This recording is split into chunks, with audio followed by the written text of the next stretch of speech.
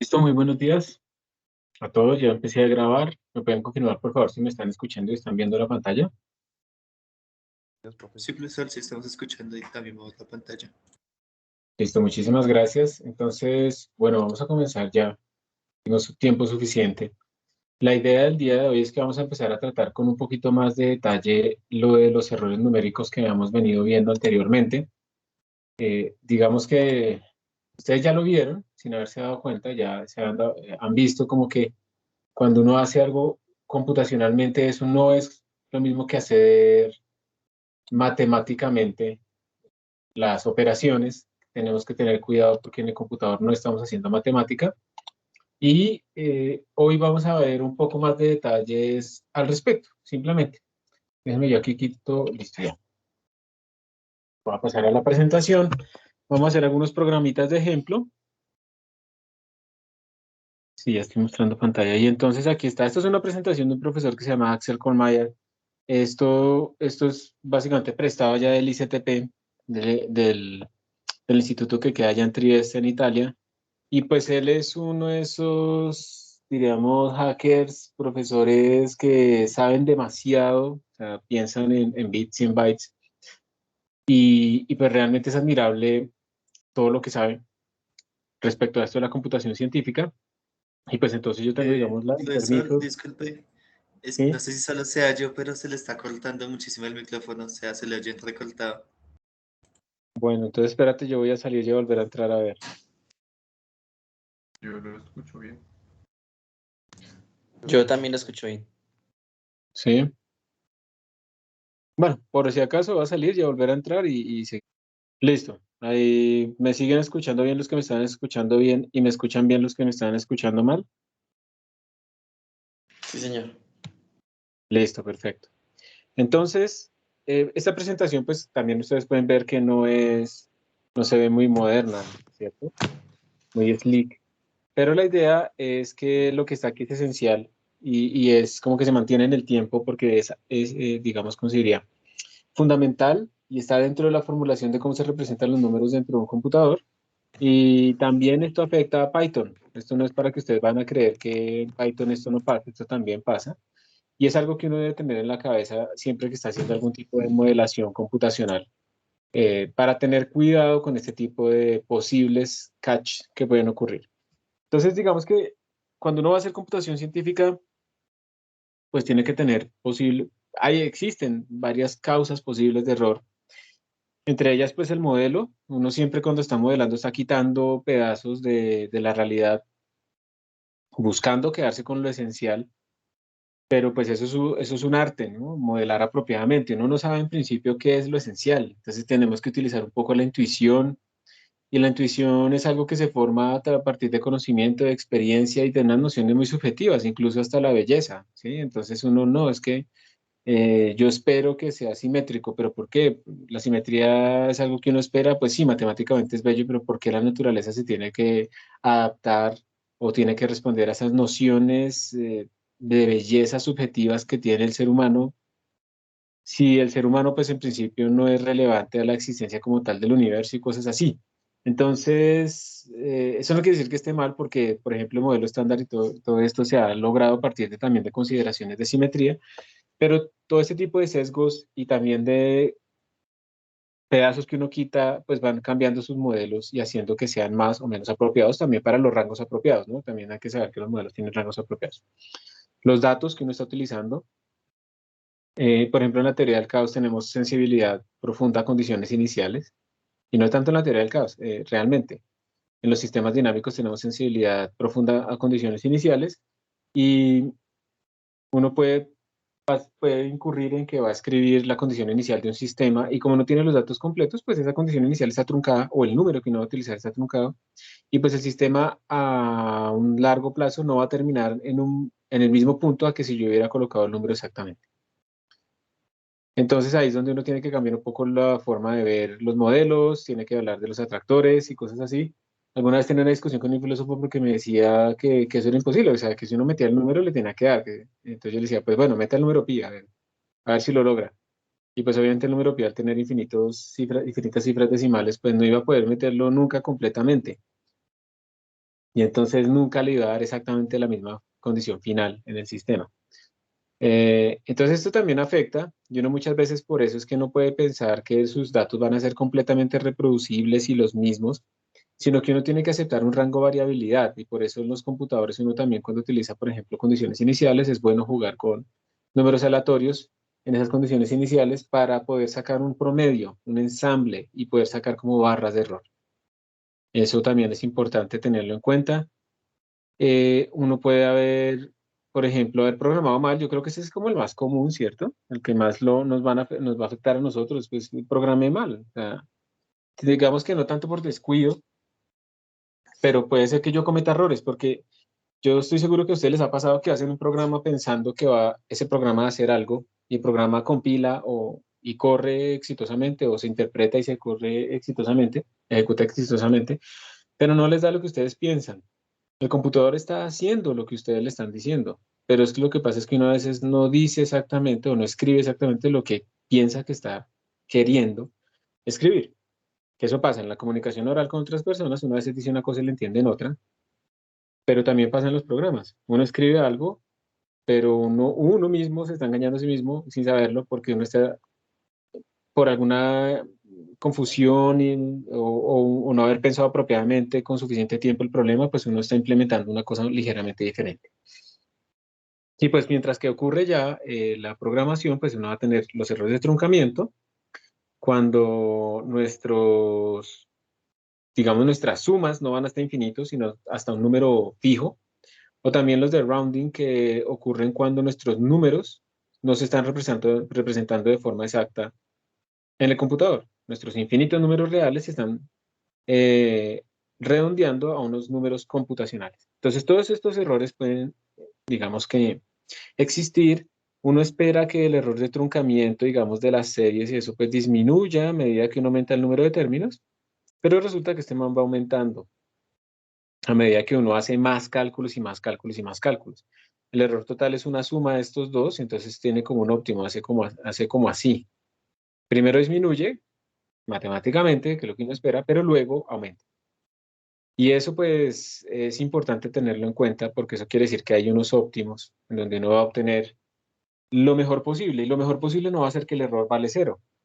Lo mejor posible es que el error se va a acercar a la precisión de la máquina. ¿Y la precisión de la máquina qué es? La precisión de la máquina la podemos entender como algo en donde yo cojo uno, el número uno, y le sumo un número y esto me vuelve a dar uno. La precisión de la máquina es el número más grande posible en el que ocurre esto. Pues para números más pequeños también va a ocurrir. Y esa precisión de la máquina va a cambiar dependiendo si tenemos precisión sencilla o si tenemos precisión doble. ¿Alguien tiene alguna idea de más o menos cuánto es la precisión de la máquina para la precisión sencilla y cuánto es la precisión de la máquina para la precisión doble?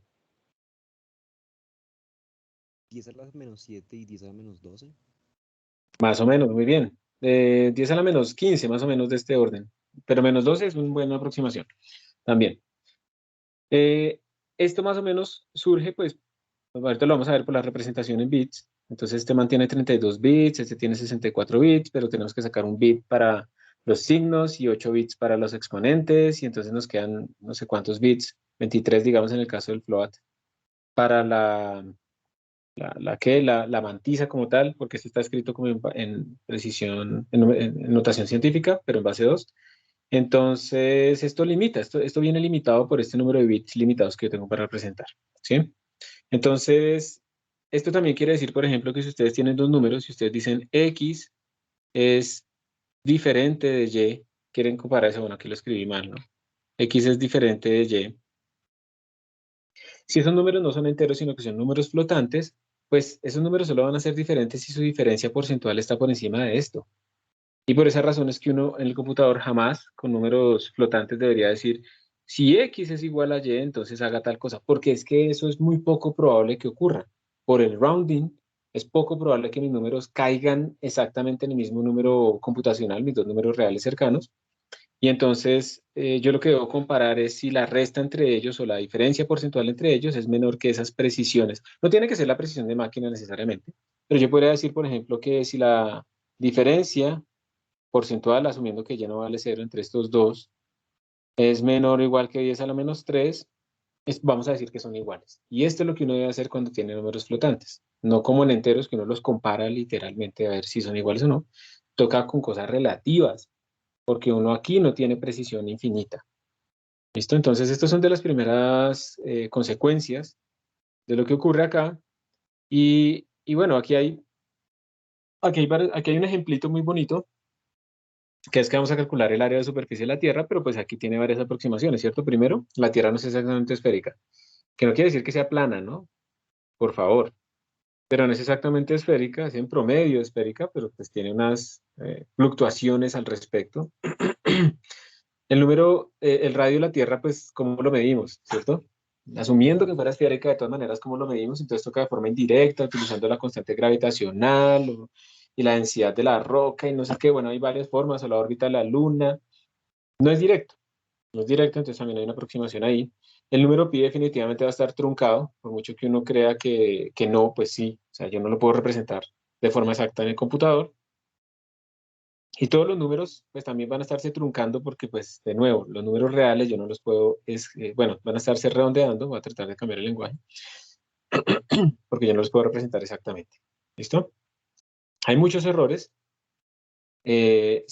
Uno espera que siempre haya alguno que domine al menos en unas zonas, entonces digamos que en esta zona domina el de aproximación, pero en esta zona domina el de rounding, ¿sí? Uno espera que pase eso y pues uno tiene que saber más o menos en qué dominio se está moviendo en esos casos. Entonces cuando uno viene a hacer matemática de punto flotante, o sea, cosas con decimales, hay que entender que la representación de esos números tiene que ser algo que se hace estándar y que debe ser la misma como en muchos sistemas. Entonces, lo que se ha logrado es que se pongan de acuerdo y el estándar que se utiliza se llama el estándar IEEE 754 y ese estándar indica no solamente cómo se escriben los números en el computador, sino además qué significa que un número haga overflow o se vuelva infinito. Por ejemplo, yo no puedo escribir el infinito en el computador, pero podemos llegar a un estándar en el que, digamos, si estos bits se llenan de esta manera, a eso le vamos a llamar infinito para que represente el error. Y yo quiero que ese error sea reproducible. Yo no quiero que si yo corro algo en Windows y me sale mal y lo hago en Linux y me sale bien, entonces estoy feliz. No, porque es que no es reproducible el error. Yo necesito que si algo falla en un sitio, falle en todo lado. Eso es muy importante. Así como lo bueno debería ser reproducible, pues lo malo también, para poderlo corregir, ¿no? No para reproducirlo y mantenerlo. Entonces, digamos que todo ese tipo de cosas de rounding, de cómo representar los números, qué pasa cuando se hace una raíz de un número negativo y todo eso, están especificados en este estándar. Y pues obviamente pueden haber mejores maneras de hacerlo, pero es el estándar completamente universal en este momento. Y es importante pues saber que eso está estandarizado, eso quiere decir que uno puede confiar en que va a pasar lo mismo, pero sistemas, por ejemplo, como Excel no necesariamente siguen el estándar, entonces lo que uno dice acá no necesariamente pasa allá, pero Python, Fortran, C, C++, todos estos lenguajes de computación científica sí lo siguen. Y la base es que vamos a tratar de escribir los números en notación científica. La única diferencia es que la notación científica va a ser en base 2, no en base 10. Ustedes cuando escriben un número como la constante de Avogadro en notación científica, pues escriben como 1.6, no me acuerdo, 24 creo, por 10 a la, ¿qué? ¿Cuánto es una mol? Creo que sí, Sí, sí, profe, creo que ese es el número. sí, esa la... Es una cosa así. Entonces, eso se llama notación científica, ¿cierto? Entonces, a esto le llamamos la mantisa. Esta es la base que estamos utilizando y pues este es el exponente. Entonces, con la notación científica yo puedo representar números muy pequeños, números muy grandes de una forma muy concisa. Y lo mismo se va a hacer acá. Vamos a tener una mantisa, pero ojo porque también vamos a tener que guardar el signo. Entonces, a mí me van a decir en el estándar, me van a decir, bueno, si usted quiere precisión sencilla, le voy a dar tantos bits. Y en esos bits usted verá cómo los distribuye. Entonces, hay unos bits, por ejemplo, el primero que se va a utilizar para el signo. Entonces, el signo va a ser menos uno a la de ese bit. Y luego vamos a tener otros bits para el exponente, digamos 8 bits para el exponente, para ese exponente de acá. Y luego lo que sobra lo vamos a utilizar para la mantisa. ¿Ok? Entonces, evidentemente, pues nuestros números van a estar limitados por esta precisión, pero es que es necesario. O sea, no nos sirve que un vendor de un sistema de hardware diga yo voy a utilizar precisión sencilla, pero con 54 bits, y el otro no, yo lo voy a hacer con 48 porque soy más especial que tú, y así, y todos empiezan a hacer cosas que después no son portables. Esta fue la manera en que se buscó un estándar que fuera portable. Y así es la manera en que se va a representar aquí localmente, ¿no? Entonces, con base 2. Realmente, aquí aparece un bias. Ese bias, digamos, para representar números negativos se puede valer como 127. Entonces, de esa manera, si yo le doy 8 bits a esta cosa, 8 bits permitirían que yo tenga números entre 0 y 255, ¿cierto? Pero si le resto 127, entonces esto me genera números entre menos 127 a 128. Entonces estoy pasando, ya ahora puedo representar exponentes negativos y positivos, sin meter un signo allá adentro. Este bias depende de la máquina, eso digamos que ya está dado, pero lo importante es que tenemos esta posibilidad para los números, digamos, de precisión sencilla, de float. Exponentes de 2 a la menos 127 y 2 a la 128. Entonces, pregunta, ¿cuánto será 2 a la 128? Háganlo. ¿Cuánto, no sé, saquen la calculadora o hagan un truquito ahí, díganme más o menos cuánto es 2 a la 128, por favor. Pues me parece que es de 3.4028 por a la 30, bueno, por 10 a la 38. Por 10 a la 38, listo, muy bien. Hay varios trucos para hacer esto también. ¿Tú lo hiciste en qué? ¿En la cabeza o en la calculadora o qué? ¿No? En la calculadora. Ah, muy bien, porque como ahora todos son físicos teóricos, cuánticos relativistas, entonces no tienen que usar calculadora y eso toca seguirlo usando. ¿Listo? Entonces, un truquito que uno tiene es que, por ejemplo, 2 a la 10, que eso es 1024, es aproximadamente igual a 10 a la 3. Entonces uno puede partir esto como en 2 a la 120 por 2 a la 8, que sería 2 a la 2, a la 10, perdón, a la 12 por 2 a la 8. Y esto podría ser entonces 10 a la 3 a la 12 por 2 a la 8. Y entonces sería como 10 a la 36 por 2 a la 8 y 2 a la 8 debería ser 1512, 256. Entonces es del orden de 10 a la 2. 256, se me comí unos números, ¿no? Entonces esto es del orden de 10 a la 38, que es lo mismo que nos dio acá, ¿cierto? Lo que tú me dijiste, 3.4 por 10 a la 38.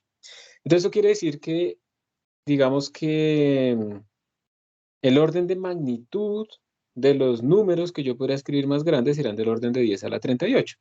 Y más o menos el inverso sería como el orden de 10 a la menos 38, 10 a la menos 40 más o menos en precisión flotante.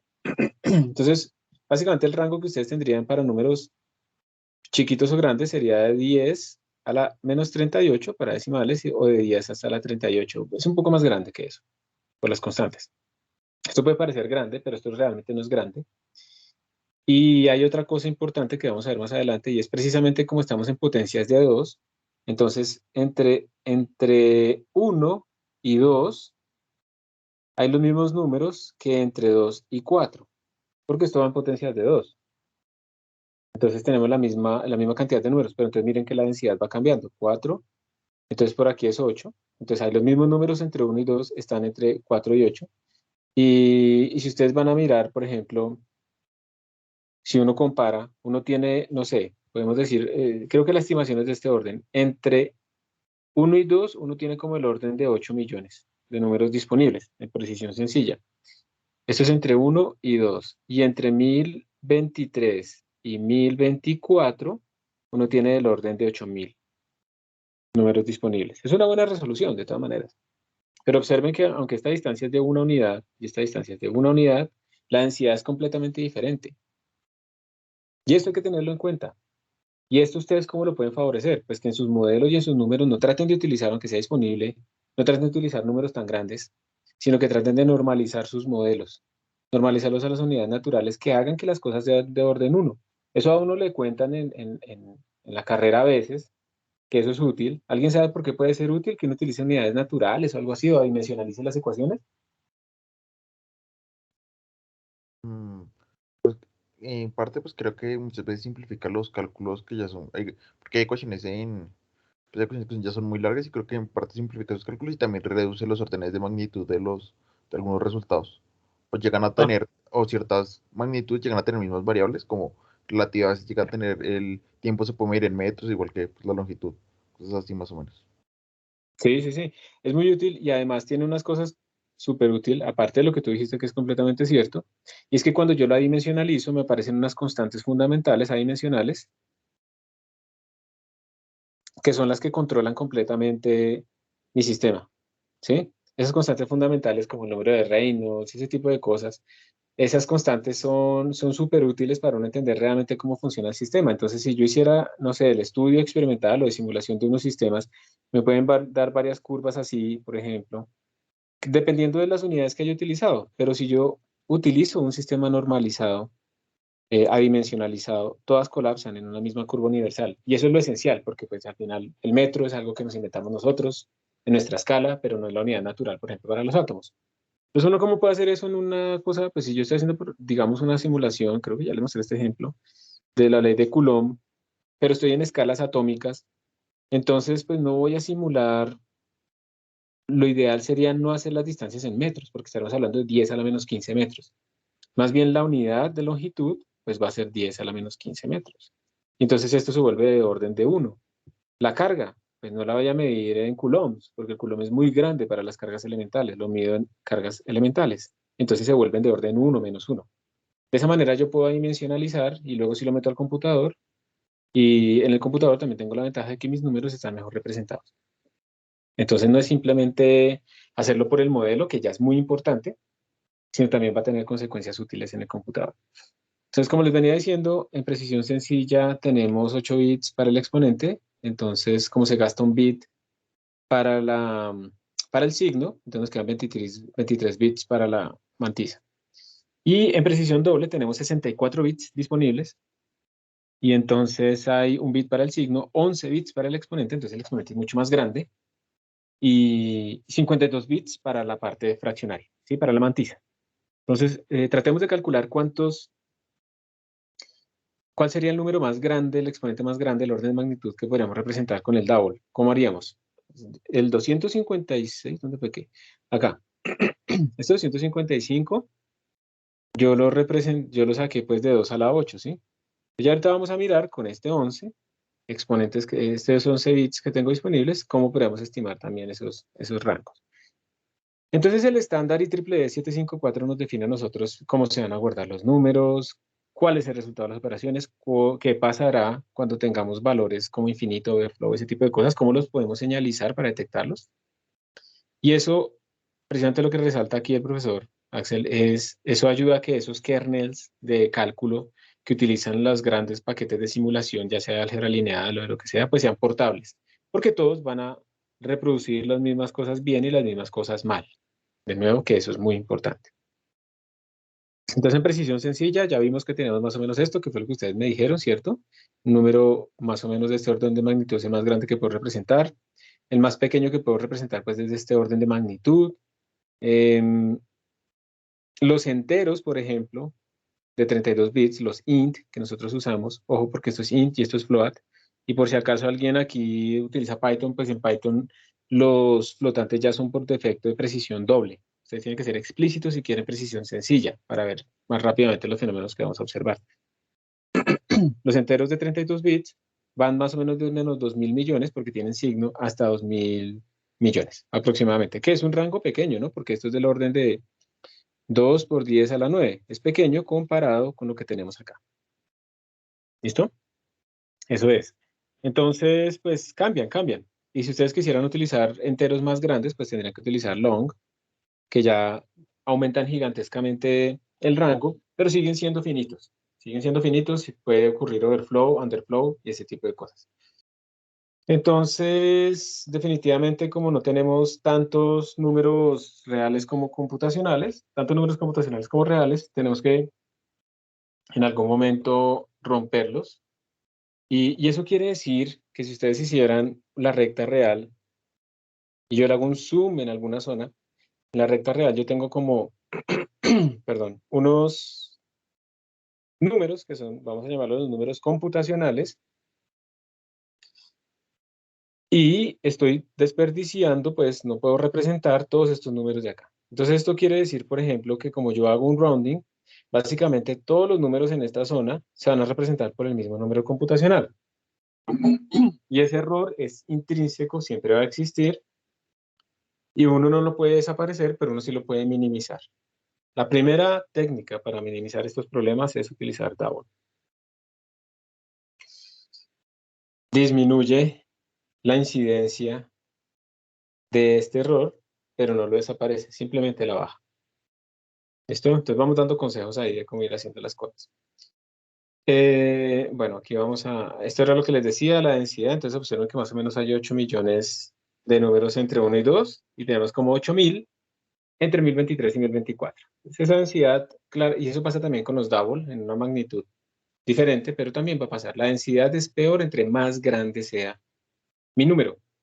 Por esa razón es útil que ustedes traten de normalizar sus modelos para que utilicen números de orden 1, 10, cosas así. Pero hay otras cosas. Ahora sí vienen las sorpresas. Hay números que no se pueden representar exactamente y que son sencillos. Por ejemplo, 1 sobre 3. Eso no se puede representar de forma exacta porque es periódico, ¿cierto? No se puede representar de forma exacta en el computador. Siempre hay que hacerle un rounding. 1 sobre 100 tampoco se puede representar en forma binaria exactamente en el computador. Entonces el estándar IEEE define qué pasa en esos momentos hacia dónde se debería hacer el rounding. ¿Listo? Eso queda exacto. Pero hay otras cosas. Por ejemplo, ustedes saben que la suma, la suma matemática, la suma tiene unas propiedades. Sí, la suma como tal, el operador suma. Y cuando yo sumo, yo espero que eso sea conmutativo o que sea asociativo, por ejemplo. ¿Sí? Eso yo lo espero. Eso no sucede en el computador, sobre todo cuando ustedes utilizan números que son de magnitudes muy diferentes, que eso es lo que uno debería tratar de evitar. Por ejemplo, en esta primera suma que tenemos acá, lo que se está haciendo, voy a resaltarlo, así está grande. Lo que se está haciendo en esta primera suma por los paréntesis es primero hacer esta operación. Pero esta operación, ¿qué me va a dar? ¿Qué les va a dar a ustedes esta operación? Si la miran así directamente. ¿Cuánto les da? 0. 0. Y 0 más 1, pues 1. Listo. Ahí estamos, yo creo que estamos todos de acuerdo con eso. Pero ahora yo cambio los paréntesis. Esto matemáticamente debería ser lo mismo. Pero ahora yo voy a hacer primero esta suma. ¿Y alguien me puede decir cuánto da esa suma? 1.5 por 10 a la 38. ¿Por qué? Porque es un número muy Un grande. número muy grande. Es un número es que el comparado es muy pequeño, entonces el computador lo redondea, ¿no? Sí, pues porque hay Exacto. 38 órdenes de magnitud de diferencia. Exacto. Ustedes, digamos, en el computador él trata de poner los números que está operando en la misma potencia, y entonces él va a ir haciendo ese trabajo de pasar el 1 a 10 a la menos 38, a la 38, entonces tenía que ir corriéndolo hacia la derecha para irlo volviendo cada vez más chiquito, cada vez que multiplico por 10 lo vuelvo más chiquito, por 10 lo vuelvo más chiquito, y después de todo ese trabajo, pues ese número se volvió el número más pequeño posible que se puede representar. Entonces al final de todo ese trabajo, ese número 1 es como un 0. Es como si ustedes tienen 100 millones de pesos en su cuenta y les dan un peso más. Pues eso realmente no les cambia prácticamente nada, ¿sí? Porque el orden de magnitud es tan diferente que ya prácticamente no se nota. Entonces, pilas, una cosa importante, si yo opero números que son de magnitudes muy diferentes, van a pasar cosas raras. Entonces, de aquí, de ese paréntesis, me va a salir el 1.5 por 10 a la 38 sin cambios. Y yo después le hago esta operación, y entonces, ¿cuánto me dio ahora? 0. Entonces, no es asociativo. No se cumple la propiedad matemática de la suma en el computador. Y esto es muy importante que lo tengan en la cabeza. En el computador no estamos haciendo matemática. Estamos tratando de hacer matemática, pero no es matemática. Todo lo que ustedes tienen aquí en el computador, esto, son operadores computacionales que tratan de simular la operación matemática, pero no le garantizan a uno que la operación matemática. Esto no es un igual, esto es una asignación.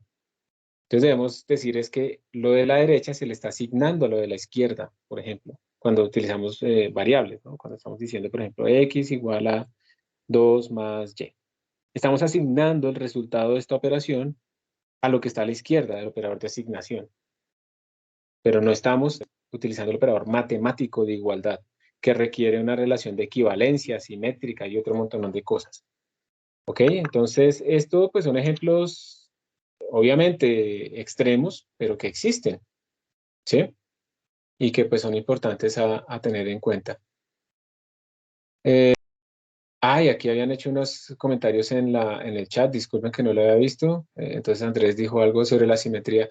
Sí, definitivamente nosotros tenemos que, de alguna manera tiene que haber una ventaja, ¿no? En poder encontrar ciertos rasgos que también nos sirven. Y que eso tiene que ver también incluso molecularmente con las moléculas levógeras, dextrógeras, y cómo nosotros, nuestras proteínas, algunas tienen ciertas simetrías, y si la simetría es levógira y después yo me contagio de una simetría levógira o dextrógira, perdón, dije la contraria, me puedo enfermar, me puedo morir. Los priones, por ejemplo, son cosas terribles, son proteínas, ni siquiera son virus, son proteínas malformadas, pero que propagan su malformación en otras proteínas. Y es una enfermedad, pues, que no tiene cura porque está a nivel de proteína, ¿sí? Y eso, digamos, ha afectado a ciertos humanos, pero que consumen cerebros y cosas así. Y la simetría, entonces, a lo que voy es que tiene consecuencias, ¿sí? La simetría también tiene consecuencias, no solo de belleza, sino fisiológicas también. Gracias por la aportación. Por el aporte. Entonces, bueno, esto también, este tipo de cosas pueden cambiar si uno controla los niveles de optimización de un compilador. ¿Alguien ha utilizado aquí alguna vez banderas de optimización del compilador? ¿Qué hay que escribir? ¿Qué hay que hacer? Si quieren, pónganlo en el chat. Y díganlo también, David. Nada, ni idea. Uno, por ejemplo, al compilador G++, uno le puede decir, oiga, optimice al nivel 2. Oiga, optimice, eso es una O mayúscula, al nivel 3. Y cuando uno utiliza esos niveles de optimización, uno lo que está haciendo es activando unas banderas. Hay que leer el manual para ver qué banderas son exactamente. Pero entre esas banderas aparecen unas, por ejemplo, como menos, menos. Y fastmath, por ejemplo, lo que quiere decir es que no me interesa que incluso la multiplicación sea conmutativa, ¿sí? Que me reemplace, por ejemplo, divisiones por multiplicación. ¿Listo? Entonces, por ejemplo, que si yo tengo la división de 1 sobre 25, entonces que calcule esto y me da 1 sobre 5 es 0.2, y el 0.2 sobre 5, oiga, estoy pero parado, ¿no? 0.2 sobre 5 sería como 0.04, ¿cierto? 0.4. Entonces, que me reemplace esta división por una multiplicación con este número, digamos que aquí a la derecha, que me cambie esto así. Y esto, cuando son números que no son representativos, no se pueden representar exactamente en binario, entonces va a afectar mis cálculos. Entonces, ustedes deben entender que uno puede activar estas banderas de optimización, pero los resultados finales computacionales pueden ser ligeramente diferentes. Y de hecho es una buena manera de verificar si el modelo de uno está bien. Si me da 1.23247 y después cuando le activo bandera de optimización se demora mucho menos, pero me da 1.23272, pues yo tengo que entender y aceptar si esto es aceptable o no, o sea, analizarlo. Tengo que verificar si esto es aceptable dentro de mi modelo de esta precisión o no lo es. Si no lo es, pues tengo que mirar qué pasó.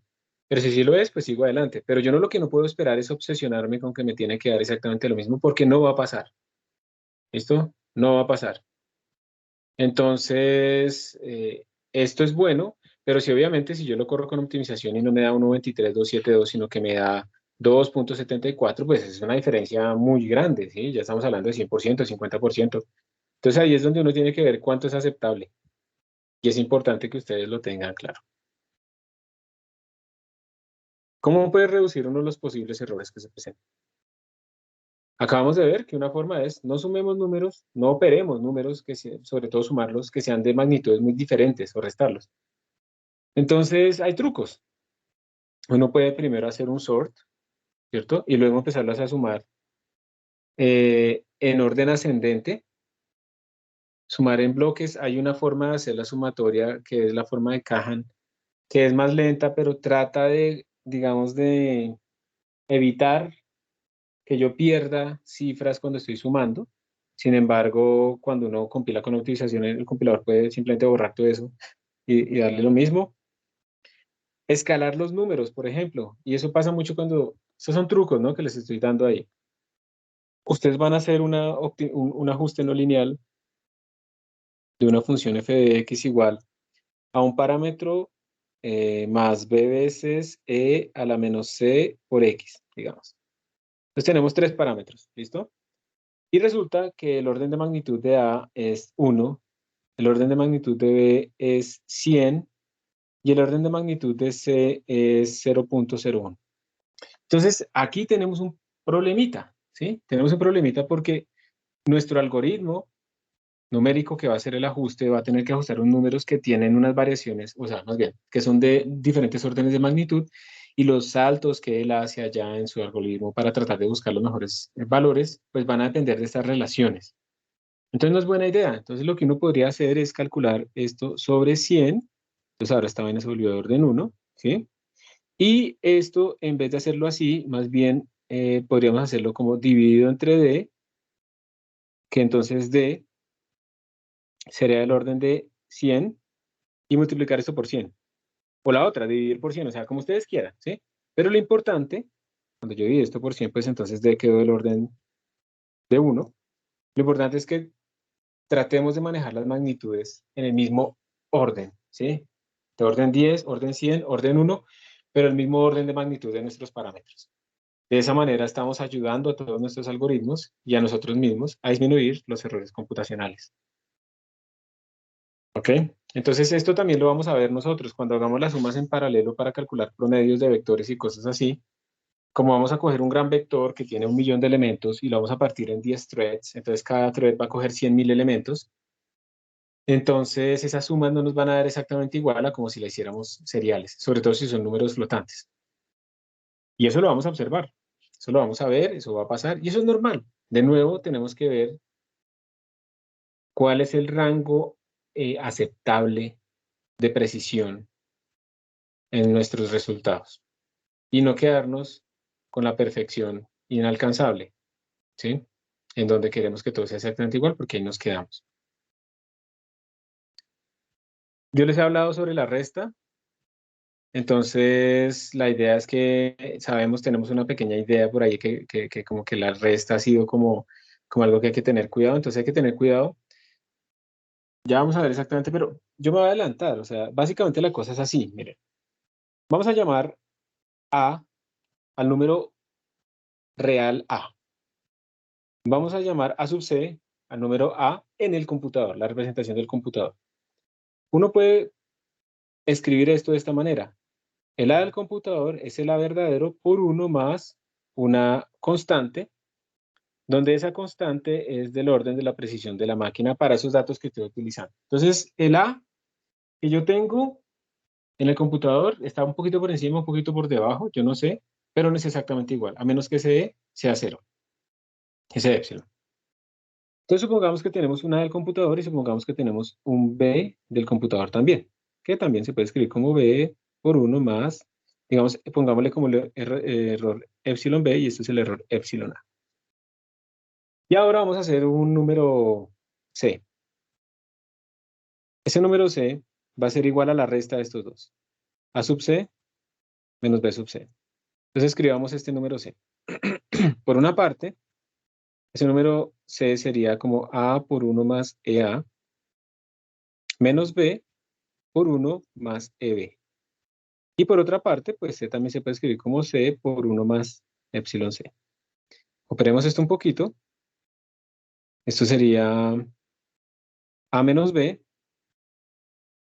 más A por EA menos B por epsilon B, ¿cierto? Eso es lo que teníamos así. Y pues dividamos toda esta vaina. Este C computacional es A menos B, entonces esto es C más A por EA menos B por EB. Entonces, listo. C computador, perdón. C del computador sobre C va a ser igual a 1 más epsilon C. Y esto va a ser igual, cuando divido todo esto por C, me va a dar 1 más A por EA menos B por EB. Entonces ahora viene el punto. La cuestión no es simplemente que no restemos, hay que restar. El problema está es cuando restamos números muy cercanos. Y cuando restamos números muy cercanos, y creo que aquí me faltó ir por C. Cuando restamos números muy cercanos, estamos diciendo que A es del orden de B.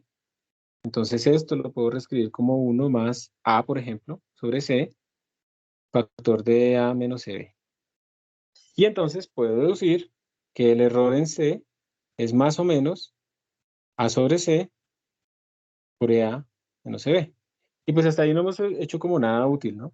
Pero analicemos esto. Recordemos que recordemos lo siguiente, A es muy parecido a B. C es A menos B. Entonces pregunta, ¿este factor acá es grande o es pequeño? Es gigantesco. Gigantesco, ¿cierto? Porque como C es chiquito, porque precisamente A era muy cercano a B, C es muy chiquito. Entonces A sobre C es muy grande. Eso quiere decir que el error en C se incrementó apreciablemente comparado con el error de A y el error de B. Entonces uno tiene problemas si uno resta números muy cercanos. Ese es el verdadero problema. Si restamos números muy cercanos, el número que sale de resultado tiene un error muy grande. Y ese es uno de los grandes problemas. Y eso es lo que vamos a ver, por ejemplo, cuando ustedes hacen la ecuación cuadrática. Entonces x es igual a menos b más o menos raíz cuadrada de b al cuadrado menos 4ac, todo sobre 2a. Esa es la forma tradicional en que uno le enseña la ecuación cuadrática. Pues resulta que esto va a tener problemas, por ejemplo, cuando b al cuadrado sea similar a 4ac. En esos casos vamos a tener errores aquí de truncamiento, ¿cierto? O también vamos a tener problemas cuando b al cuadrado sea muchísimo mayor que 4ac, porque en ese caso vamos a tener menos b más menos raíz cuadrada casi de b al cuadrado, entonces nos va a dar más o menos menos b más menos raíz de b, perdón, b solamente. Y miren que este menos b más este b es una resta de algo muy cercano. Entonces también vamos a tener problemas ahí. O sea que computacionalmente uno tiene que tener cuidado con esas implementaciones naif, que le diría uno, matemáticas. Y las librerías computacionales, el CMath y todas las librerías que uno utiliza tienen en cuenta este tipo de cosas. Y por eso es que uno debe utilizar librerías, porque ellos no solamente están implementando cosas que a uno también se le ocurren, sino mucho más, buscando estabilidad numérica, buscando que estos errores sean lo más pequeño posible. Entonces hay varias maneras, por ejemplo, de escribir la ecuación cuadrática, la solución de la ecuación cuadrática, para tratar de evitar este tipo de problemas. Probablemente sea una tarea que les va a quedar. Profe, una pregunta. Dale. Digamos, si yo declaro un número A y un número B, ¿por qué sería esperable que el error de la máquina fuese diferente para cada uno? Digamos que este no es el error de la máquina, este es el error de rounding que ocurrió, y el error de rounding en general es del orden del error de la máquina. Digamos que está acotado así, menor o igual, en valor absoluto, es menor o igual que el error de la máquina, escribámoslo de forma precisa. Entonces, puede ser que sea cero, puede ser que me cayó exactamente, yo quise representar el mismo número, un número matemático que cayó exactamente en un número computacional, entonces ese E sub C es cero, ¿listo? Eso, perdón. Pero puede ser que no, puede ser que sí tuvo que hacer un rounding, entonces está como acotado con el error de la máquina. Pero depende del número como tal. Por eso es que... Vale, vale. ¿Sí quedó claro? Sí, profe. Ya está claro. Sí, qué pena. Fue que fui un poco, no muy riguroso ahí con la escritura. Entonces, como les decía, no hay que comparar números flotantes por igualdad, por eso también es que no se recomienda. ¿Se acuerdan que yo les dije en la clase pasada que no utilizaran esto, que no utilizaran números float o double en los loops? ¿Se acuerdan de eso? Porque precisamente el más un más algo o la igualdad o ese tipo de cosas no es algo que sea muy aconsejable eh, medir ahí y tener y hacer, precisamente porque no están representados de forma exacta. Entonces, ¿cuándo sí se puede hacer? Cuando yo quiero que no se divida por cero, ¿cierto? Por ejemplo. Y hay algunos códigos o algunas banderas del compilador que le puede avisar a uno cuando ocurren algunos problemas numéricos como división por cero y cosas así. Las vamos a ir aprendiendo más adelante. Aquí ya están hablando de algunos códigos que ellos utilizan en estos cursos. Entonces, eso nos los tenemos acá. Y pues ya con esto terminamos esta parte de la presentación. Y vamos a pasar a la otra presentación, pero ya más resumida, porque ya hemos hablado como de varios conceptos fundamentales. Yo les voy a enviar el PDF de eso al final de la clase, para que ustedes tengan el material. Aprovecho para preguntarles, ¿si vieron que yo les envié el PDF la vez pasada? ¿Si les llegó? ¿Si lo ven o no? No, profe, al menos yo no lo vi. Profe, ¿en dónde Ahí lo...? por el canal de Team. Bueno, la verdad es que no he revisado, pero pues, o sea, digamos, de lo que yo he tratado de ver, no puedo, lo mejor dicho. Espérate acá, mira, digamos que en la clase pasada nosotros estuvimos acá, ¿cierto? No, mentiras, en esta. Entonces esto debe aparecer por acá. Mira, ahí está. Marzo 16 a la 1:02, justo después de la clase, les dije el archivo de hoy. Hay 2 personas, sí les llegó. Le pusieron el más. Y ese es el PDF, pues, de esa clase. De lo que yo rayé ese día, ¿se acuerdan? Miren, esto es lo de la clase. ¿Está bien? Entonces, para que estén pendientes de cuando les lleguen notificaciones si es del canal o algo así, que de pronto les pueda servir. ¿Listos? Profe, ¿dónde lo busco? Es que Eso, no profe. lo encuentro, la verdad. Yo me metí, mira, estamos aquí en el curso, me metí en el canal de esta semana, el W02, y yo pues empecé a subir simplemente en todos esos posts que quedaron ahí, y ahí lo encontré. Ok, ya lo encontré. Sí, ya. Pues también uno lo puede en files ahí, y archivos, ¿no? Señor. Llega más rápido. Ah, sí, puede ser que aquí en File se vayan acumulando, eso es verdad. Ah, sí, mira. Ah, no, mentiras. Aquí no está. Los podríamos subir ahí, es lo que dices, ¿cierto? Pues a mí pues me aparecían esos, pensé que eran esos 3. No, estos son los PDFs asociados como a las tareas, me parece. Y aquí están los recordings que hemos ido grabando, parece. Pero no lo veo ahí. Entonces, no, sí aparece. Pues esto sí aparece en un files, pero debería aparecer ahí, pero no está. Entonces, está en el chat. Bueno, volvamos. Este ya es una presentación también basado en cursos de allá, en el Computational Physics de Landau y Páez, que es un libro que tiene versiones Python, C y cosas así. En el Circa también hay algunas cositas, y pues muchas de las cosas que voy a mostrarles acá son de una presentación de otro profesor italiano que se llama Stefano Cozzini, que también es un sabio en estas cosas. Entonces, bueno, todo viene de los bits y los bytes. Recordemos que un byte son 8 bits. Vamos a seguir hacia adelante. Esto ya lo vimos un poco. La idea es que hay varias representaciones. Hay representación, por ejemplo, de punto fijo. Esto sirve para los bancos que quieren que, digamos, todo termine en centésimas o algo así. Entonces, para ellos truncan exactamente todos sus números en una potencia exacta, digamos, de 2. Y entonces todos los números tienen el mismo error absoluto, pero pues obviamente números pequeños van a tener un error relativo más grande, que pues está truncando más cercano a su magnitud. ¿Listo? Lo que se hace, como les decía, en el estándar IEEE 754 es escribir los números de la forma que está aquí, menos uno la S, el signo, la mantisa y el exponente con un bias para poderlo volver negativo. Y dependiendo del número que uno tenga, en su precisión, pues tiene diferentes bits disponibles. Entonces aquí podemos ver que cuando tenemos double precision, entonces tenemos 8 bytes, o sea, 64 bits, 11 se van para el exponente, 52 se van para la mantisa, y entonces de ahí es que uno también puede deducir esa precisión que dijimos antes, ese 10 a la menos 15, esas cosas, porque ustedes dicen, bueno, si yo tengo 52 para la mantisa, entonces el número, digamos, que yo podría representar más pequeño, pues es como del orden de 2 a la 52, esto entonces es como 4 por 2 a la 50, que es por lo tanto 4 por 2 a la 10 a la 5, que es 4 por 10 a la 3 a la 5, que sería 4 por 10 a la 15. Entonces miren que esto quiere decir es que yo puedo determinar o diferenciar dos números en un rango de 1 entre 10 a la 15 aproximadamente. Y por eso la precisión es del orden de 10 a la menos 15 en estos números. Mientras que para los flotantes uno también puede hacer el mismo cálculo, que es del 2 a la 23, que es el que está acá, que le da más o menos un rango de una precisión de 6 a 7 cifras decimales. ¿Sí? La 2 a la 23 les da el orden de 10 a la menos 6, 10 a la menos 7. Bueno, 10 a la 6, 10 a la 7. Entonces así es que uno puede ir sacando eso. Una cosa importante son estas clasificaciones de los errores.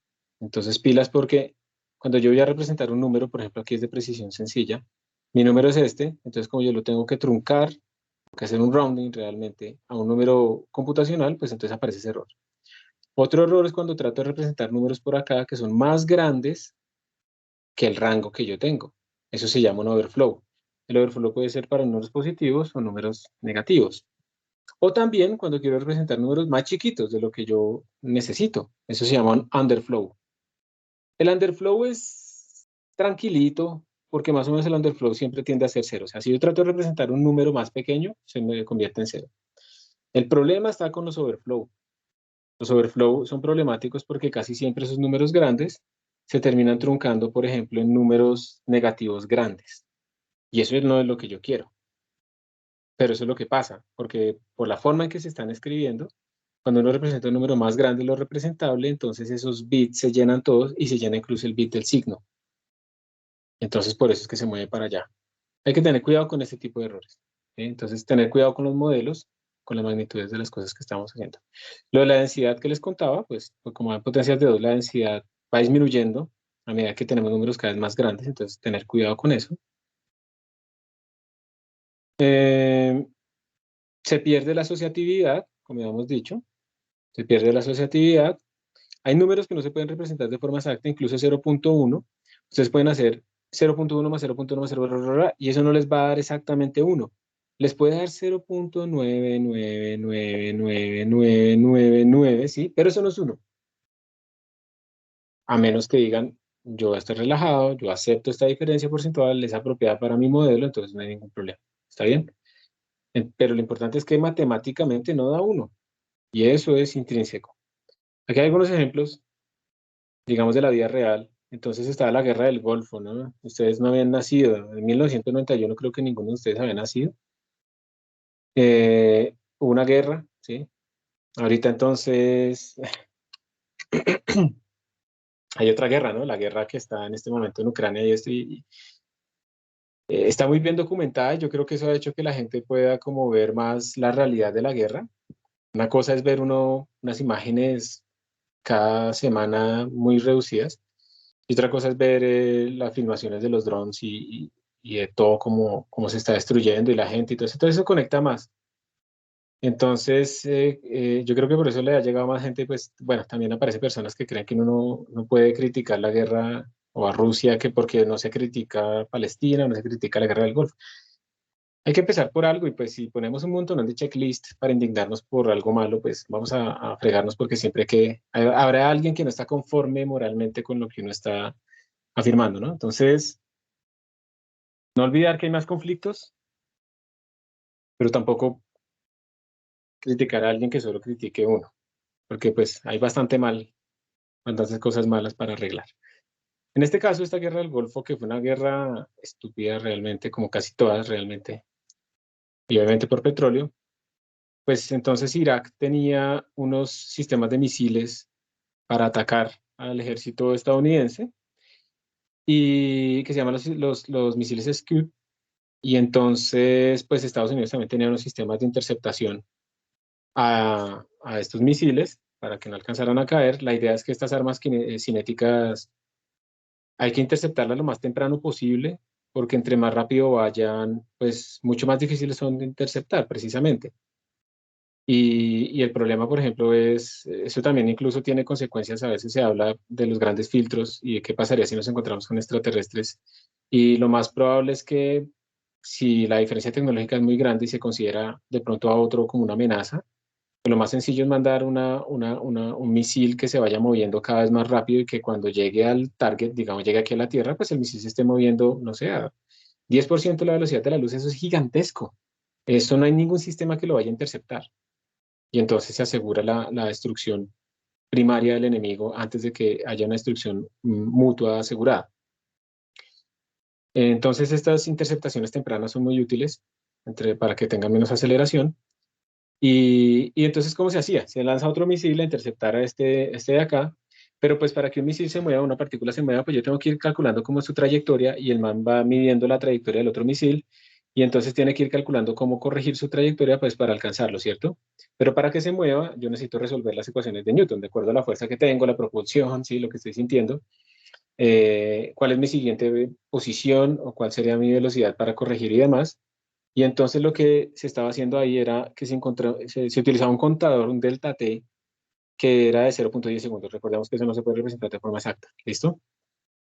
Y entonces se utilizaba un contador, se multiplicaba por 0.10 para sacar el tiempo actual.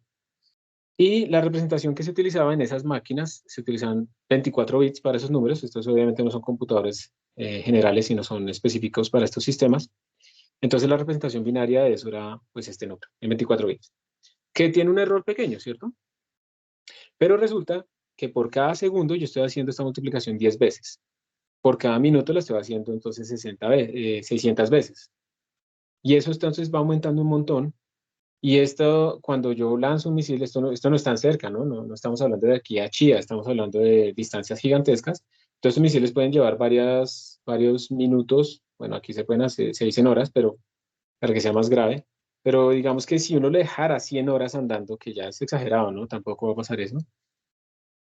La diferencia por este error va a ser de 500 metros. De hecho, bájenle el tiempo, pasémoslo simplemente a una hora, la diferencia va a ser de 5 metros, y 5 metros es suficiente para no haberlo interceptado.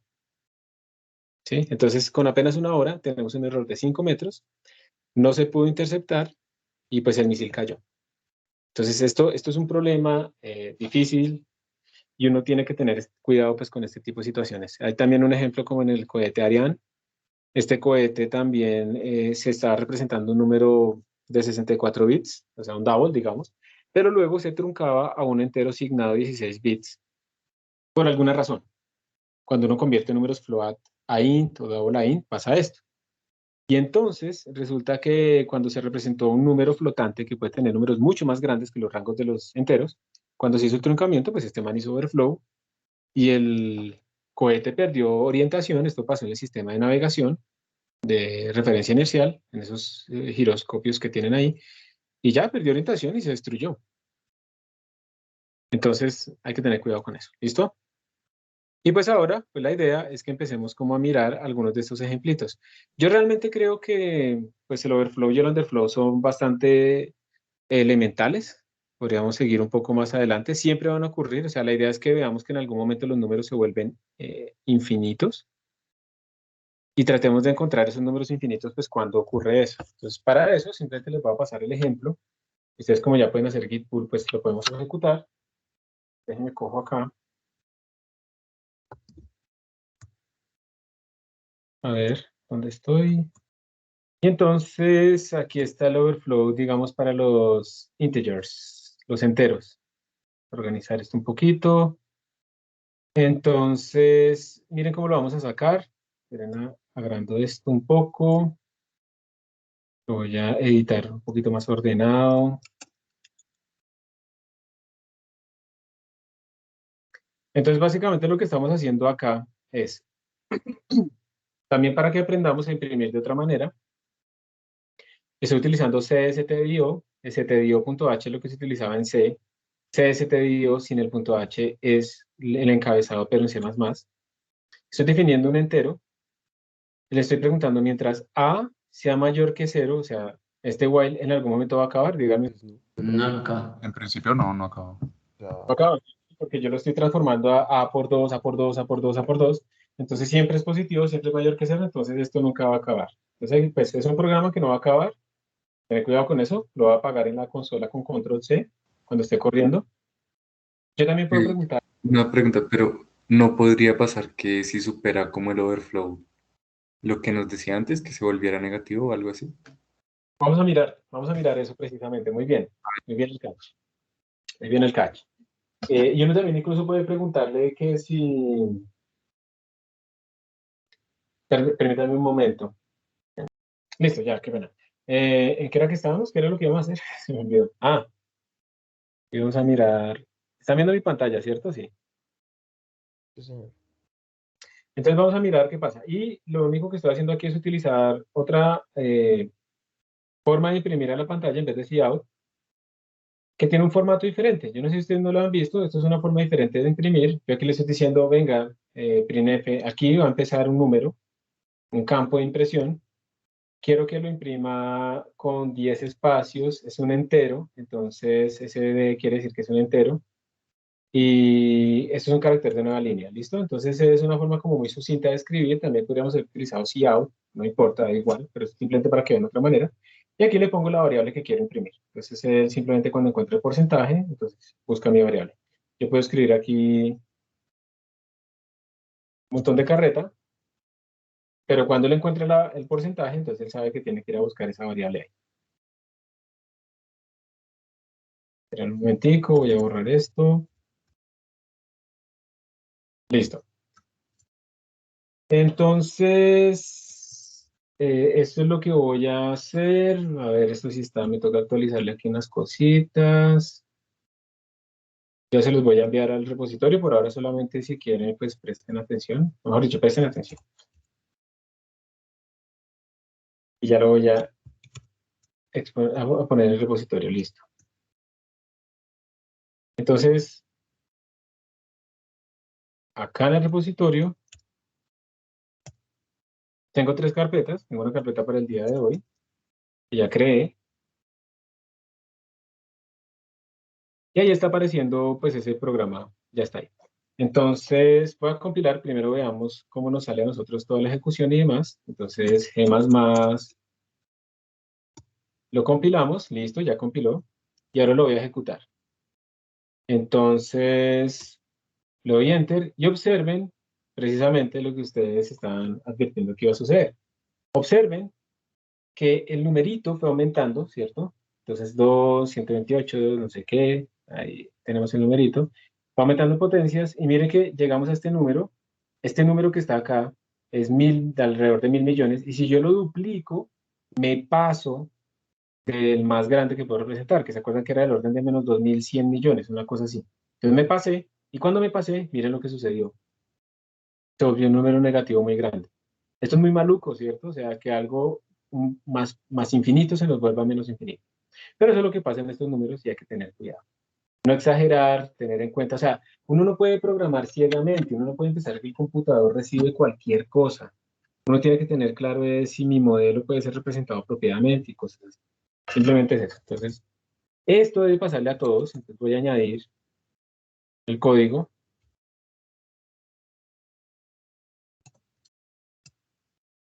Listo, y voy a hacerle un git push.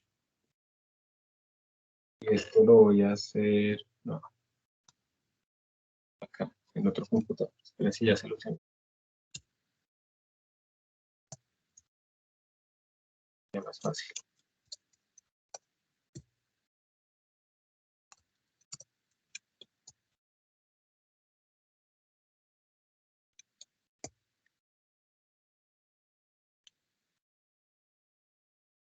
Listo.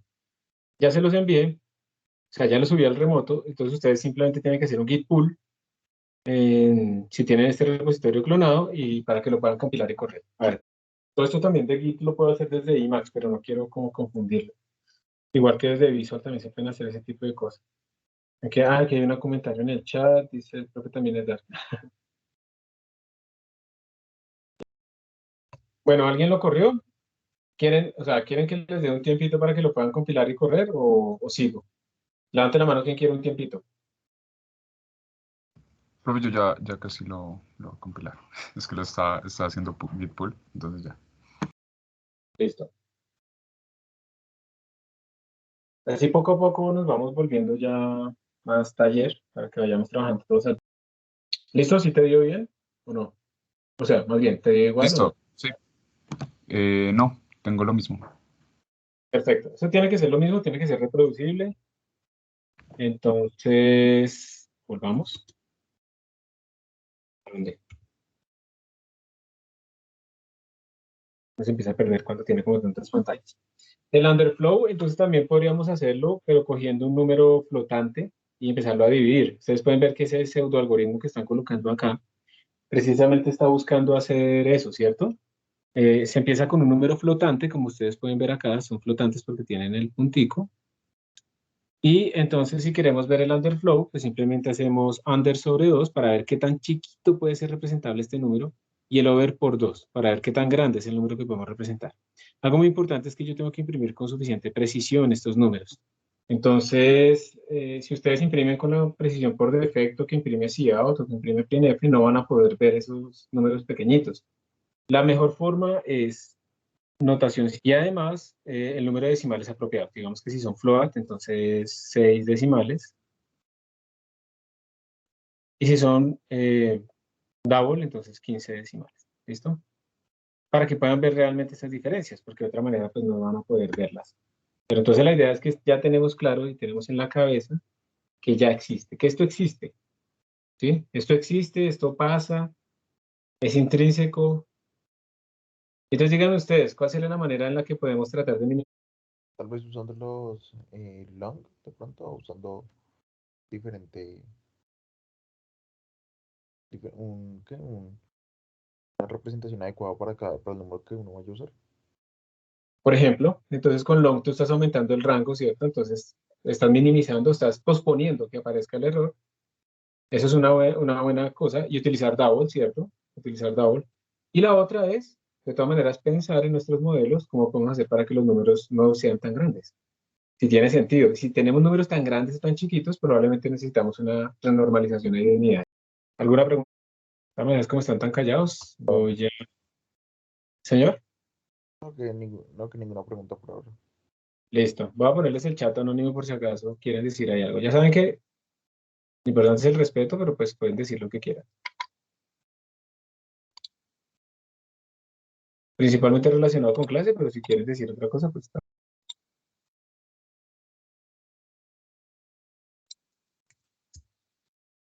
Listo. Entonces, la precisión de la máquina, algo que ya también tocamos, es qué tan pequeño es el número ¿cuál es el número pequeño más grande posible que yo ya no puedo diferenciar de otros números? Esa es la precisión de la máquina, básicamente. Entonces, esto es como un ejemplo con precisión sencilla de cuando tengo un número grande, que es 7, comparativamente con 1 por 10 a la menos 7. Recordemos que 1 por 10 a la menos 7 está en el rango de precisión de los flotantes, ¿cierto? En lo que yo puedo diferenciar. Y pues probablemente yo en esta resta pues está haciendo un montón de trabajo, eso es lo que hace el computador, un montón de trabajo, que al final, cuando hago esta suma, perdón, me va a dar 7.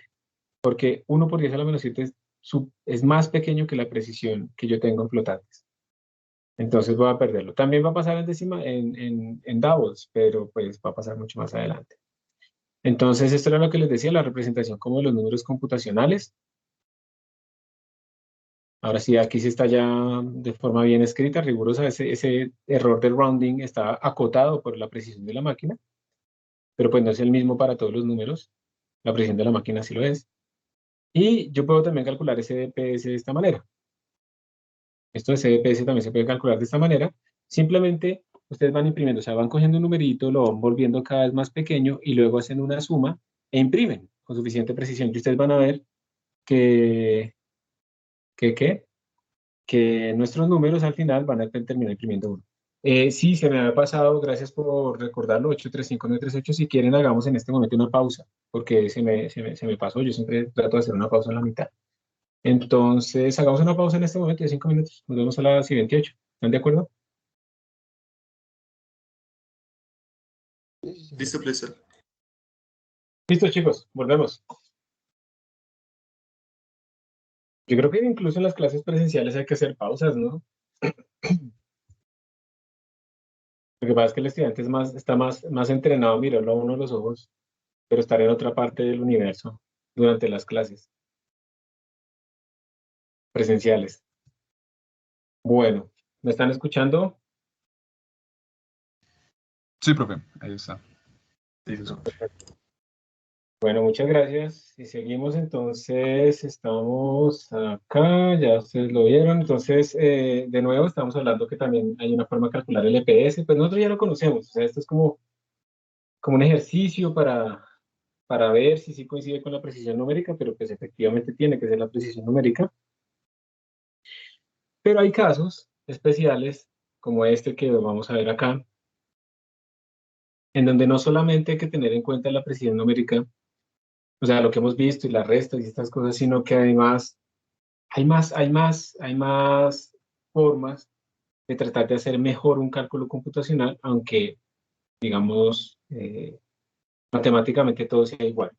Entonces, por ejemplo, tienen esta expresión, esta expansión en serie de Taylor del seno.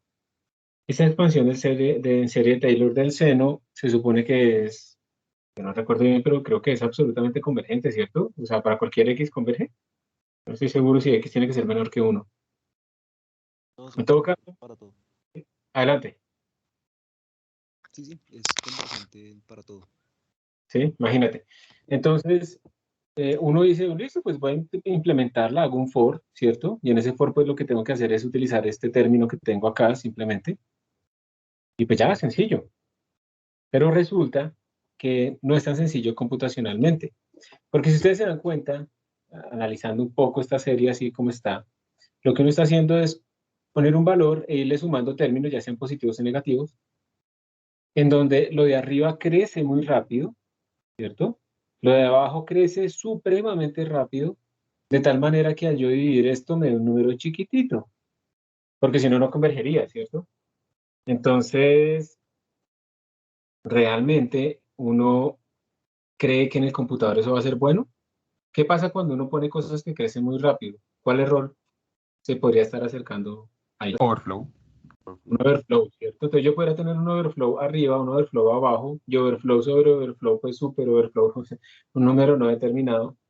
Y de todas maneras, ahí ya tenemos una posible causa de error. La otra causa de error puede ser, por ejemplo, es más probable que este de abajo ve rápidamente un overflow, ¿cierto? Entonces empiece a dar mal.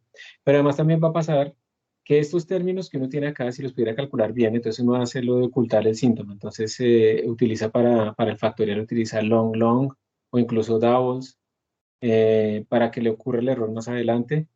Pero resulta que esto que yo he ido sumando acá, pues tiene una cierta magnitud, y lo que le voy a sumar el siguiente término, después de hacer toda esta operación pesadísima, en el sentido en que numéricamente es muy peligrosa, pues es un número pequeño. Y esto es un epsilon, digamos que yo le estoy sumando. Entonces, cuando yo le sume ese epsilon, pues probablemente, ¿qué va a pasar cuando sume números muy pequeños a números grandes? Solo se reduce a pues, dar el número grande. Se queda el número grande. Entonces, puede ser que si yo hiciera la gráfica de esto y voy viendo que va convergiendo un valor, independiente del número de términos, pues como que se estabiliza, ¿no? Y fluctúa alrededor, porque es que ya yo le sigo sumando términos y pues realmente no estoy haciendo nada, le estoy sumando números tan pequeños que no me están contribuyendo. Entonces también podemos estar en ese punto, en ese error. Hay otras cosas ya intrínsecas y es que, ¿cómo calcularían ustedes ese término, este término que tenemos acá?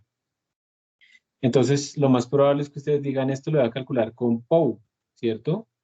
De -1, n-1, ¿sí o no? ¿O no?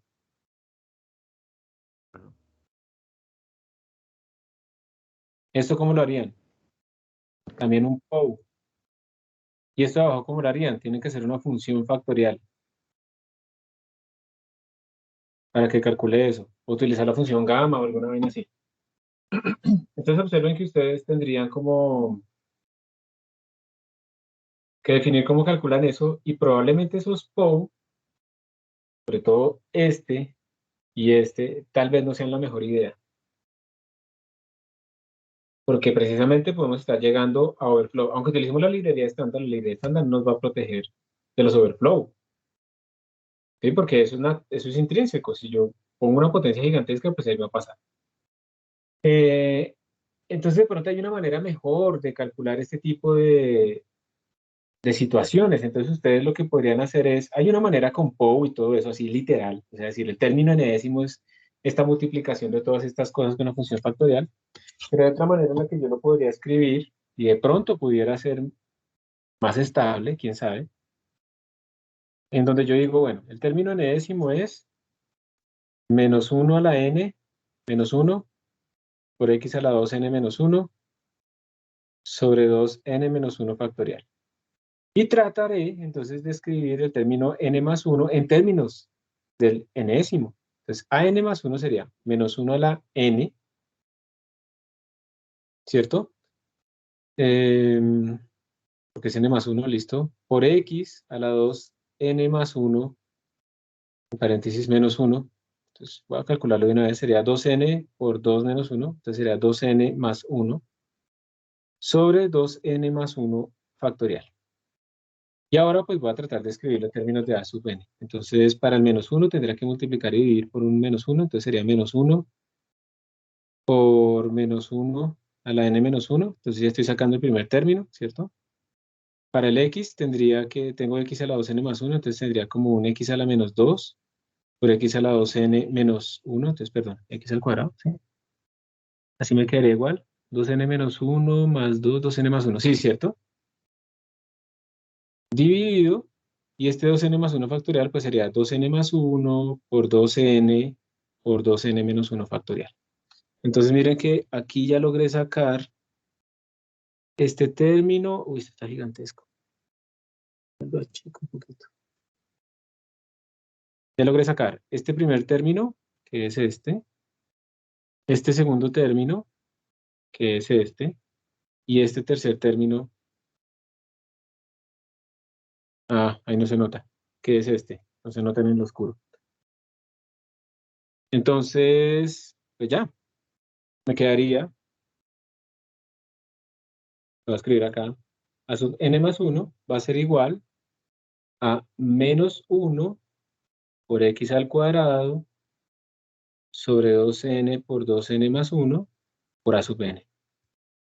Y esto es una forma mucho más sencilla de calcular sin hacer POU, sin hacer factoriales ni nada de eso. Se van calculando automáticamente esos términos si lo escribimos de esta manera.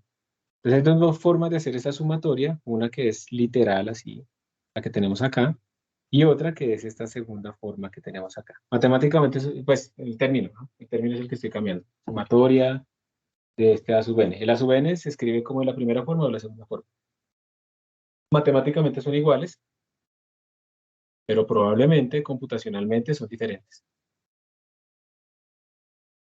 E incluso, si tenemos en cuenta lo que habíamos dicho anteriormente de las restas y ese tipo de cosas, entonces pues también podríamos hacer la sumatoria no desde n igual 1 hasta n mayúscula, sino desde n mayúscula hasta 1, o agrupar lo negativo y lo positivo. Todo ese tipo de cosas se pueden hacer. De hecho, esta no es la manera en la que se implementa el seno en la librería matemática. Se utilizan unos polinomios de Padé, que son unas aproximaciones que son mucho más convergentes más rápidamente. Y esto es lo que uno haría si uno fuera a implementar el seno, utilizar esta expansión, que no es la forma en la que eso va a suceder.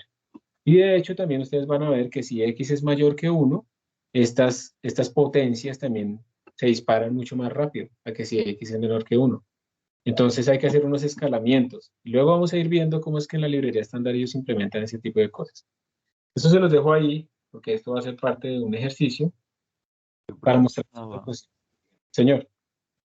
Esas formas recursivas en general son más estables que haciéndolo así como la fuerza. Sí, en el sentido en que mira que tú no estás calculando x a la 2n no sé qué y el n factorial ni nada de esas cosas. No lo estás haciendo explícitamente, entonces estás disminuyendo la posibilidad de que esto rápidamente haga una divergencia, ¿listo? Un overflow. Pero pues también depende de cómo estén creciendo los términos, ¿no? Porque pues si a sub n es mayor que 1, pues a sub n más 1, perdón, sí, si a sub n es mayor que 1 y x es mayor que 1 y entonces tú estás multiplicando por números cada vez más grandes y más grandes, pues al final a sub n más 1 va a diverger, pero va a ser menos probable que, o por lo menos yo esperaría que divergiera mucho menos rápido que si calculas el POU por aparte, el factorial por aparte, y luego tratas de dividirlos para volver eso un término más pequeño. O sea, sí, la respuesta es sí, en general. Vale, Aunque va a depender del valor de... Listo. Entonces, aquí está, el ejercicio es como básicamente implementar esto para calcular el seno. Pero les quería mostrar antes algo más.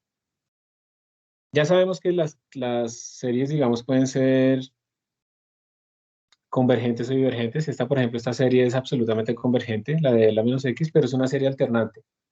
De lo que hemos ido aprendiendo ya sabemos que lo ideal es no calcular factoriales, entonces miren que aquí se está haciendo el truco, ¿sí ven? Se está escribiendo el nuevo término en términos del término anterior, para evitar calcular esos factoriales, para evitar calcular esas potencias, y esto hace que nuestro sistema se dañe un poco después, no tan pronto como si calculáramos esos factoriales, ¿listo?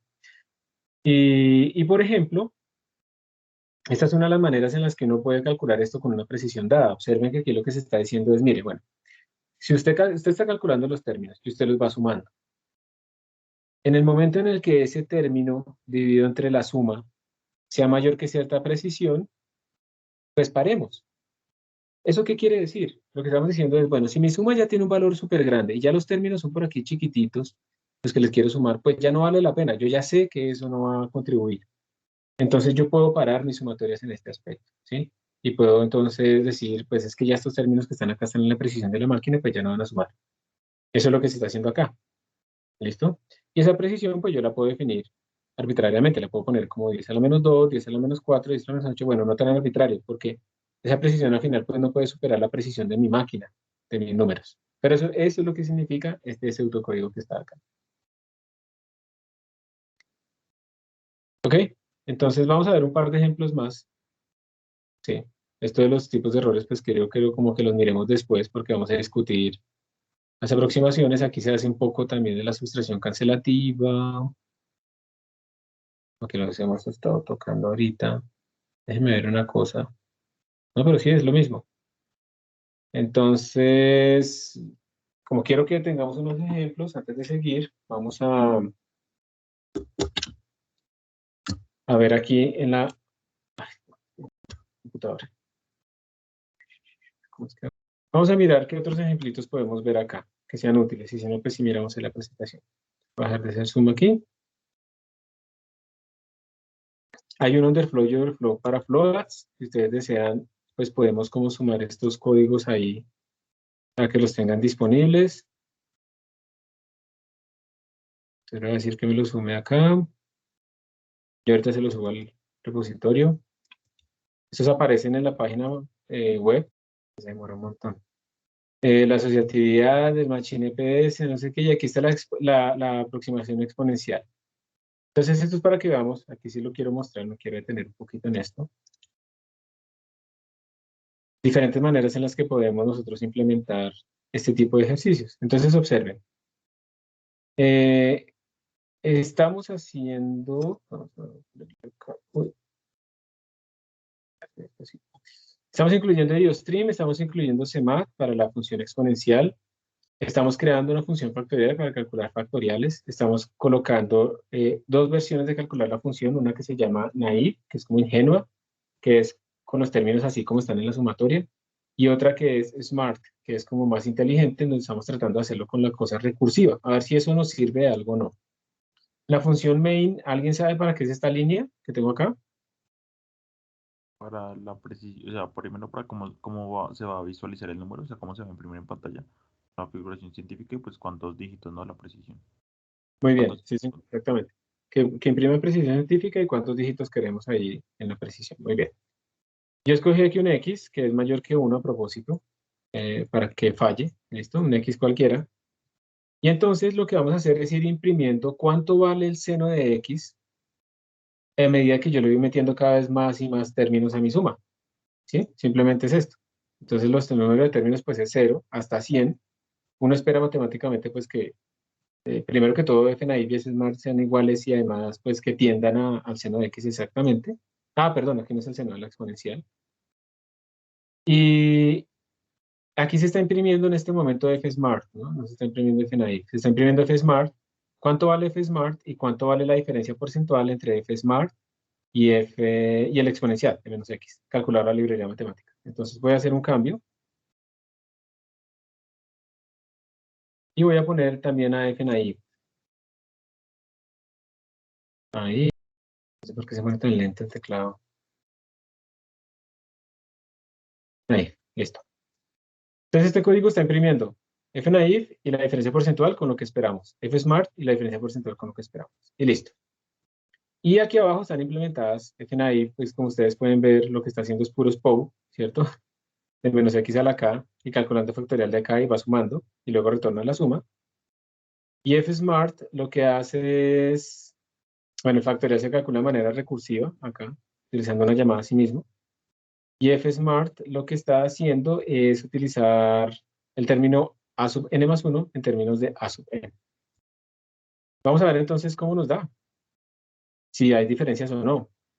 Yo creo que ustedes ya sospechan que obviamente deben haber diferencias, pero vamos a comprobarlo. Ah, pero aquí no se puede. Codes.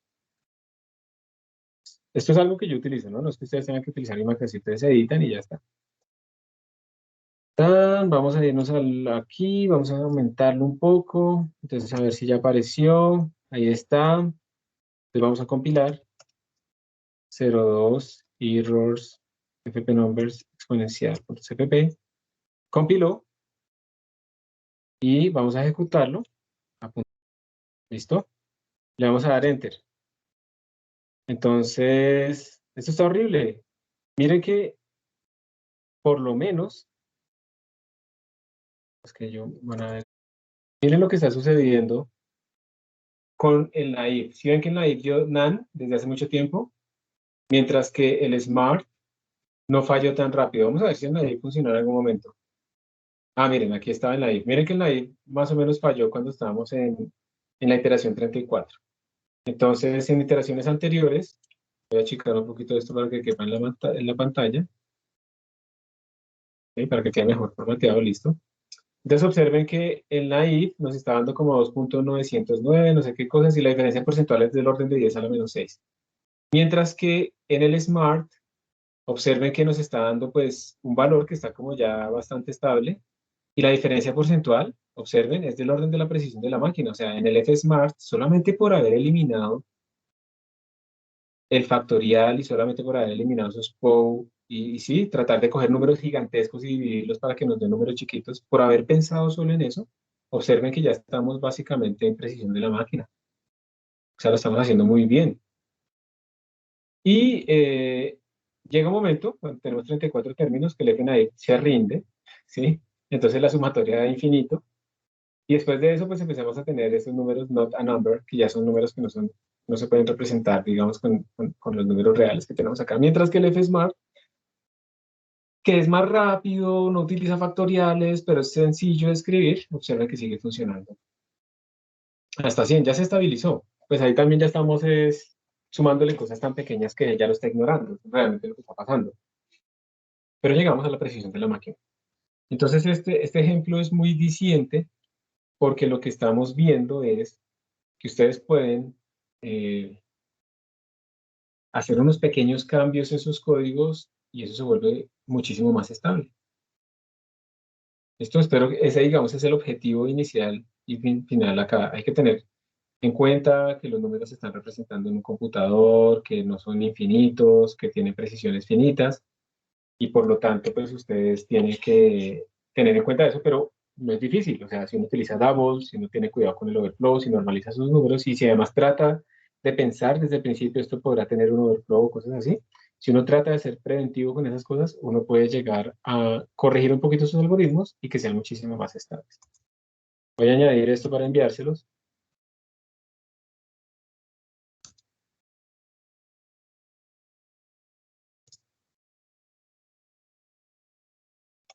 Yo estoy hablando un poquitico de esto en la última clase de programación, pero quiero preguntarles, ¿ustedes en sus cursos de programación habían visto algo de esto o no? No, profe, yo al menos no. Yo tampoco. Felipe sí lo vio. Listo, entonces como que sí, como que no. Esto es importante cuando ya está haciendo computación. Listo. Y git push. Vamos a ver si me va a pedir aquí la contraseña porque ya pasó todo tiempo.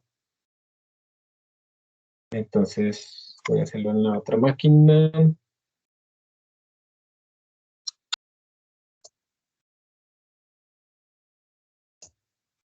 Listo. Antes de terminar la clase, entonces quiero contarles que es probable que les cuadre un workshop ya en Moodle para este fin de semana, para que empecemos a utilizar eso. en donde van a tener que hacer el ejercicio este del seno, hacerlo de 2 maneras y graficar y esas cosas. Pero asimismo, pues utilizar esa modalidad de tarea, que esa es una tarea más grande. Y bueno, lo que seguirá entonces para la siguiente clase va a ser que entonces hablemos un poco más de otros tipos de errores y calculemos ahí unas probabilidades de unos errores sencillitos. Hagamos más énfasis con esto de la sustracción cancelativa, pero con ejemplos particulares. Ahí está la ecuación cuadrática escrita de 2 maneras, entonces hacer unos programas así. Este de la suma es muy parecido al que nosotros hicimos ya, entonces este lo podemos saltar. Es una forma de escribir de 3 maneras diferentes la misma suma, como pueden ver. Y entonces ver las diferencias, pero esto ya lo hicimos. Cuando yo sumo empezando desde el más grande al más pequeño, cuando sumo el más pequeño al más grande, también vamos a ver esas diferencias, que esos son diferentes. Y algunos otros ejemplos de cómo uno tiene que transformar algunas fórmulas, dependiendo del rango de los números, para que tenga la precisión de la máquina. Y eso está en todos los libros de métodos numéricos, el WARD, el CHAPRA, se habla de este tipo de cosas. Se los recomiendo que lo miren si quieren ver más, para llegar más allá. Y luego vamos a hablar de los errores, digamos, ya de rounding, ¿sí? Entonces, cuando uno hace errores de representación, esos errores uno puede suponer que esos errores de rounding van creciendo como un camino aleatorio. Entonces, el error total más o menos se comporta de esta manera. La parte de la izquierda es la aproximación matemática, la de la derecha es el rounding. Eso quiere decir que cuando n, al principio cuando n es pequeño, domina como esta zona, pero cuando n ya es grande, domina esta zona. Entonces, realmente el error hace como así. Primero disminuye en la parte matemática, luego aumenta por el rounding. Entonces tenemos que buscar cómo calcular este óptimo. Y entonces uno puede, pues vamos a hacer algunos ejemplos. Pues calculamos la derivada, la igualamos a 0, calculamos el n óptimo y entonces vemos algunas diferencias entre double o float para el número óptimo y vamos a ver cosas interesantísimas. Miren que si uno utiliza un algoritmo de orden 2, digamos para hacer una integral, en float solamente requiere 437 términos para llegar al error de la precisión de la máquina. Mientras que si ustedes tienen un algoritmo mucho mejor matemático, requieren muchos menos términos. Y uno está muy acostumbrado a que si quiere hacer una integral necesita 10.000 intervalos. Y eso es mentira, mire. Depende del algoritmo que uno esté utilizando. ¿Ok? Y bueno, eso es lo que vamos a ver. Y muchas gracias por su atención. Nos vemos la próxima clase.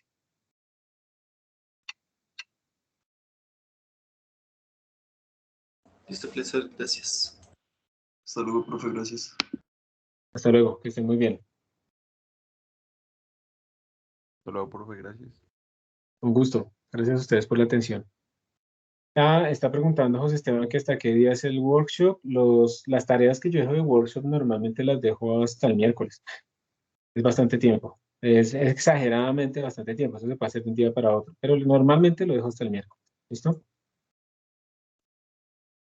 No es promesa, pero es muy probable que sea así.